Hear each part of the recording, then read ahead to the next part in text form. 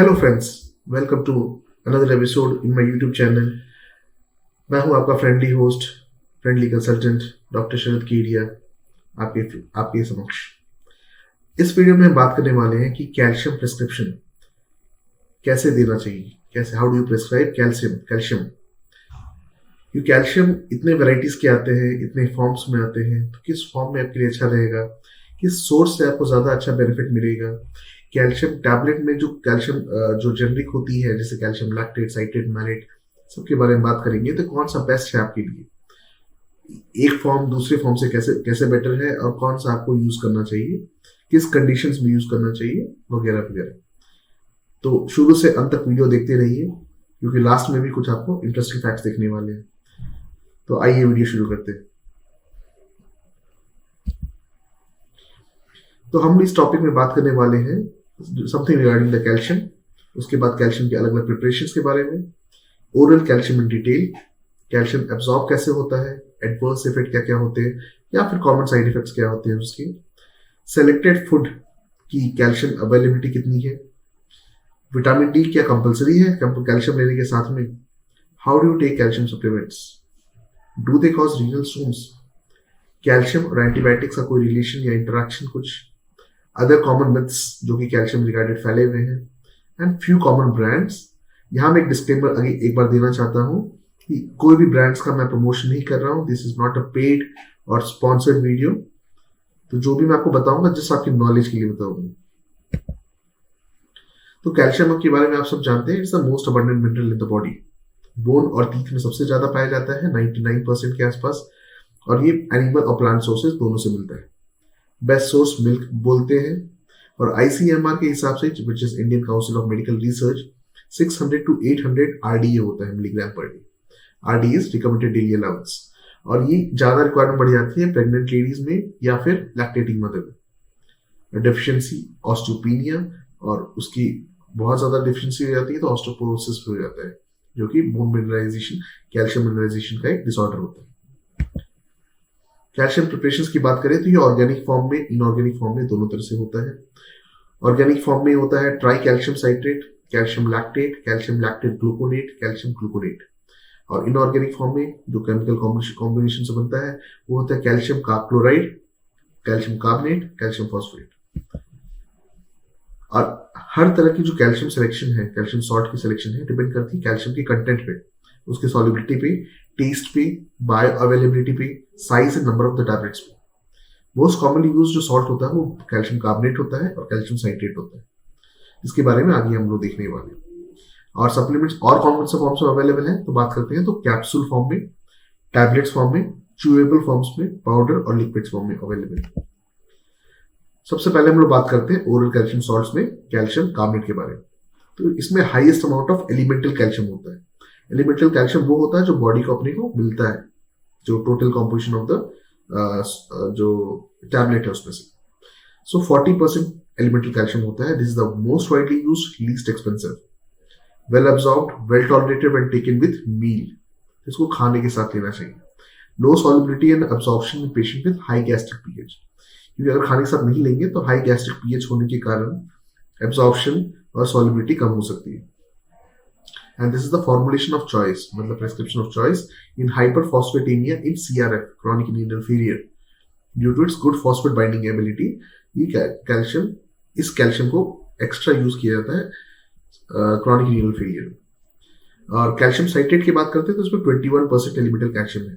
तो आप देख पा रहे हैं कि ऑलमोस्ट हाफ हो गया है, तो डोज भी जो होती है डबल हो जाएगी इसकी। Water solubility is more due to dissolution in acidic medium, acid medium में ब्रेक होकर के citric acid and calcium ions में टूट जाता है। तो वाटर सॉल्युबिलिटी ऑब्वियसली ज्यादा है, बिकॉज वो एसिड जो है, एसिड में जो साइट्रिक एसिड बना वो काफी लो एसिडिक होता है, तो आयनिक फॉर्म में जल्दी इजीली ब्रेकअप हो जाता है। वेल एब्जॉर्ब्ड विद और without food, used in suspected achlorhydria, specially in elderly. Achlorhydria मतलब गैस्ट्रिक पीएच जो है बहुत कम है, बिकॉज गैस्ट्रिक एसिड सेक्रेशन नहीं हो रहा है। Inflammatory bowel disease like Crohn's disease and ulcerative colitis. Patient who are taking H2 blockers and PPI, दोनों में से कुछ भी ले रहे हैं या दोनों ले रहे हैं। In busy individuals who can not take supplement with food, it should be taken with और विदाउट फूड। सो इसमें एक एडवांटेज है कि ये खाने के साथ कोई रिलेशन नहीं है, तो आप खाने के बिना भी या खाने के साथ में भी ले सकते हैं। बट डिसएडवांटेज आपको पता ही है, क्योंकि इसमें एलिमेंटल कैल्शियम कम है, तो इसमें टैबलेट ज्यादा चाहिए होते हैं, है ना, या फिर equivalent dose of calcium carbonate के लिए ऑलमोस्ट डबल डोज चाहिए होते हैं। साइट्रेट और मैलेट की बात करते हैं, कैल्शियम साइट्रेट एंड मैलेट की। तो ये calcium salts of citric and malic acid से बनता है, और इसमें 26% एलिमेंटल कैल्शियम है, थोड़ा सा ज्यादा है पिछले के मुकाबले, बट इसमें फिर भी अभी भी कैल्शियम कम है कार्बोनेट के मुकाबले, कैल्शियम कार्बोनेट के मुकाबले। तो अगर ये भी यूज किया जा रहा है तो इसमें भी डोजिंग ऑलमोस्ट डबल होनी चाहिए। बट इसकी बायो अवेलेबिलिटी, मतलब जो बॉडी को मिलती है, वो 42% है, विच इज हाईएस्ट। और दूसरा एडवांटेज ये है कि can be taken in empty stomach as well. ठीक है, डिसएडवांटेज की बात करें तो more dose is required to get the elemental calcium as compare to calcium carbonate. और ये हाई गैस्ट्रिक पीएच हो तो भी एजवाब अच्छा होता है, क्योंकि हमने बोल दिया कि एम्प्टी स्टमक में ले सकते हैं। साइट एंड मैलेट को कहाँ यूज कर सकते हैं, जो कि H2 ब्लॉकर्स पीपीआई यूज कर रहे हैं, क्योंकि उसमें गैस्ट्रिक पीएच से कोई रिलेशन नहीं। Same indications like achlorhydria, IBD, irritable bowel disease, absorption disorder, है ना। एडवांटेज इसका एक और एडवांटेज ये है कैल्शियम साइट्रेट और मैलेट का, कि this is recognised as a calcium source that does not increase the risk if kidney stones अगर ऑलरेडी प्रेजेंट है तो। ठीक है, in fact it has been found in some studies to have a protective effect against stone forming potential. तो stone बनने से in fact रोकता ही है। नेक्स्ट हम बात कर रहे हैं कैल्शियम फॉस्फेट या ट्राई कैल्शियम फॉस्फेट की। इसमें 39% एलिमेंटल कैल्शियम है, which is very good, but इसकी सॉल्युबिलिटी कम होती है कंपेयर टू कैल्शियम कार्बोनेट, और हर जगह मिलता भी नहीं है इजीली। कैल्शियम एसिटेट की बात करते हैं तो formulation of choice in hyperphosphatemia again in CRF due to good phosphate binding capacity. तो एसिटेट यूज कर सकते हो आप, कार्बोनेट यूज कर सकते हो, है ना, दोनों यूज कर सकते हो CRF में। कैल्शियम लैक्टेट, ये बहुत कॉमनली यूज्ड गवर्नमेंट ड्रग है, गवर्नमेंट वगैरह में सप्लाईज में मिलता है, क्योंकि काफी चीप होता है। So it has 13% elemental calcium. तो आप देख पा रहे हैं कैल्शियम कितना कम है इसमें, एलिमेंटल कैल्शियम जो 40% था कार्बोनेट में, जिसको हम लोग स्टैंडर्ड यूज करते हैं कंपेयर करने के लिए, इसमें भी 13% है। तो जाहिर सी बात है एटलीस्ट 3 टाइम्स तो देना ही पड़ेगा आपको, तभी तो उसके बराबर आ पाएगा। अगर उसको डबल डोजिंग है तो 3 टैबलेट्स ट्वाइस डेली हो जाएगा in fact. So multiple doses are needed to get the sufficient amount of calcium for the person. Solubility gluconate की जैसा ही है, ठीक ठाक है। मिथ की बात करते हैं तो नाम से लगता है कि लैक्टेट है, तो प्रेगनेंसी से रिलेटेड कुछ होगा, but this is not the fact. It can be used even otherwise, है ना। मिथ होता है कि this is given in pregnancy when the benefits outweigh the risk, और दूसरा मिथ ये है कि it is transported by placenta. दोनों ही गलत है। कैल्शियम ग्लूकोनेट की बात करते हैं तो 9% एलिमेंटल कैल्शियम है, तब सबसे कम सबसे बेकार। सो मल्टीपल डोजेस, जाने कितने मल्टीपल डोजेस चाहिए to get sufficient amount of elemental calcium, है ना। बट ये मोर सॉल्युबल होता है कैल्शियम साइट्रेट से, just for the purpose of discussion हम डिस्कस कर रहे हैं। एब्जॉर्प्शन की बात करते हैं तो calcium absorption is greatest when the intake of calcium is low and the need is high. जब डिमांड ज्यादा है बॉडी को, ठीक है, और इनटेक क्या है, कम हो रही है कैल्शियम की, तो ज्यादा अब्सॉर्ब करेगा बॉडी, क्योंकि सारे जितना भी मिल रहा है उसे वो सारा अब्सॉर्ब कर लेगा, क्योंकि डिमांड बॉडी की ज्यादा है। अब अफेक्ट क्या करते हैं फैक्टर्स, मतलब अब्सॉर्प्शन कम कैसे हो जाता है। अगर विटामिन डी लेवल्स लो है तो अब्सॉर्प्शन कम होगा, एसिडिक एनवायरनमेंट है कैल्शियम लो अब्सॉर्ब होगा, एज जैसे जैसे बढ़ेगी वैसे वैसे कैल्शियम अब्सॉर्प्शन कम होता है, ईस्ट्रोजन लेवल्स कम है तो आपका कैल्शियम अब्सॉर्प्शन कम होता है। इसीलिए post menopausal osteoporosis very common, और हम लोग एडवाइस करते हैं कि 40s के बाद में आप कैल्शियम लेना शुरू कर दीजिए, मेन या women alike, but women are more because of oestrogen deficiency. और एज फैक्टर भी है ही, जैसा अपन ने देख ही लिया अभी। और डाइटरी फाइबर अगर ज्यादा ले रहे हैं तो उसमें भी कैल्शियम एब्सॉर्प्शन कम हो जाती है। अब साइड इफेक्ट्स क्या होते हैं, कॉमन इफेक्ट्स क्या होता है। सपोज कैल्शियम लिया आपने तो हो सकता है कुछ कुछ इफेक्ट्स देखने मिलते हैं, जैसे पचता नहीं है, ब्लोटिंग होती है वगैरह वगैरह। तो देखते हैं क्या होता है इसमें कैल्शियम। तो generally calcium is well tolerated, है ना, but some experience GI symptoms, किसी किन लोगों को होता है, जैसे कि कॉन्स्टिपेशन एक सिम्टम हो सकता है, गैस बन सकती है ज्यादा, फ्लॉटुलेंस, वो इंटेस्टाइनल फ्लॉटुलेंस, गैस वगैरह सेम होती है, और उसके कारण स्टमक आपका थोड़ा सा बल्ज्ड अप यानी ब्लोटेड लग सकता है, ठीक है। But hyper calcaemia is very uncommon, I stress this again. सिर्फ कैल्शियम की वजह से हाइपर कैल्सीमिया और हाइपर कैल्सीमिया बहुत कम होता है। अगर आप बहुत लंबे टाइम से कैल्शियम लेते जा रहे हैं, आपकी बॉडी को रिक्वायरमेंट नहीं है, तब जाके हाइपर कैल्सीमिया वगैरह हो सकता है। And they have certain clinical features जो डॉक्टर्स आपको आइडेंटिफाई करके बता देते हैं। अब एक बहुत अच्छा टॉपिक के बारे में बात करने वाले हैं कि bio availability of calcium from selected food items. अब हम लोग कॉमन में बहुत सारे टाइप फूड आइटम्स खाते हैं, उनसे भी कैल्शियम मिलता है हमें, बट कौन सा कैल्शियम कितना हमें बॉडी में एब्जॉर्ब होता है या फायदा देता है। सो बोला जाता है कि कैल्शियम कॉलीफ्लावर्स, ब्रसल्स स्प्राउट्स, कील, मस्टर्ड ग्रीन, ब्रोकोली, टर्निप, ये जो कॉमन हम लोग वेजिटेबल्स लेते हैं, इसमें 50% से ज्यादा अब्सॉर्ब हो जाता है जो भी calcium. Milk calcium, fortified soya milk, चीज, योगर्ट, ये सब की बात करें तो मोर देन 35% अब्सॉर्ब हो जाता है। तो आप देख पा रहे हैं मिल्क से भी अपना पूरा 100% ऑप्शन नहीं है। So it's not that milk is ultimate source, आप मिल्क पियो तो उससे सब कुछ हो जाएगा, है ना, कैल्शियम कवर हो जाएगा। सिर्फ जितना भी मिल्क ले रहे हैं उसका सिर्फ 35% ही अब्सॉर्ब हो रहा है। Almonds, sesame seeds, pinto bean, sweet potato की बात करें तो इनमें से सिर्फ 20% ही अब्सॉर्ब होता है। और स्पिनच जिसमें कैल्शियम कंटेंट काफी होता है, और स्विस चार्ड, इसमें से तो सिर्फ 5% ही अब्सॉर्ब हो पाता है, उससे भी कम इम्पैक्ट। सो अब नेक्स्ट क्वेश्चन आता है कि विटामिन डी क्या मस्ट है जब भी मैं कैल्शियम लूँ, मतलब कैल्शियम ले रहा हूँ, ठीक है, बहुत लोग विटामिन डी उसके साथ में लिखते हैं, तो is it a mandatory thing कि विटामिन डी आपको लिखना ही है कैल्शियम के साथ में? तो नहीं, ऐसा जरूरी नहीं है। विटामिन डी आपको अगेन आरडीए से रिकमेंडेड डेली अलाउंस मिल रहा है, अलग अलग सोर्सेज से, तो काफी है। अनलेस डेफिशिएंसी हो या इनसफिशिएंसी हो, आपको अलग से कैल्शियम लेने की जरूरत नहीं है। अब विटामिन डी की सोर्सेज की बात करते हैं तो क्या क्या सोर्सेज है, जैसे कि आप आपको catfish, eel, salmon, sardines, tuna, tuna fish, और almonds, coconut, rice, soya, yogurt and cheese, ये सब में भी आपका विटामिन डी काफी मात्रा में पाया जाता है। And it's a fat soluble vitamin A, D, E, K, है ना।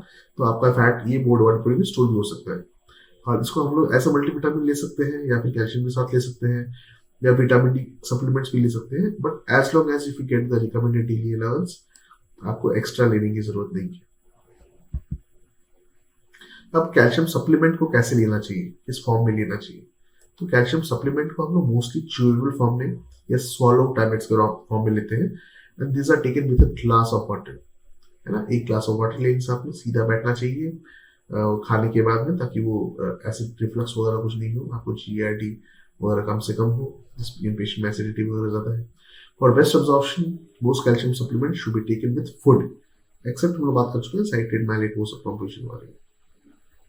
एंड कोई भी ड्रग के लिए कभी भी एक साथ नहीं लेना चाहिए। सपोज आपको 1 ग्राम कैल्शियम की रिक्वायरमेंट है तो take twice doses, 2 times daily. या फिर अगर आप लैक्टेट वगैरह यूज कर रहे हैं जिसकी मल्टीपल डोजेस चाहिए होते हैं, तो spread it through out the day, you know, 2 tablets TVS ऐसे करके ले लिया आपने, obviously for an equivalent value of calcium carbonate. For most efficient absorption consume 600 milligram per day और लेस एट अ टाइम, एक बार में इससे ज्यादा मत दीजिए ताकि एब्जॉर्प्शन हो।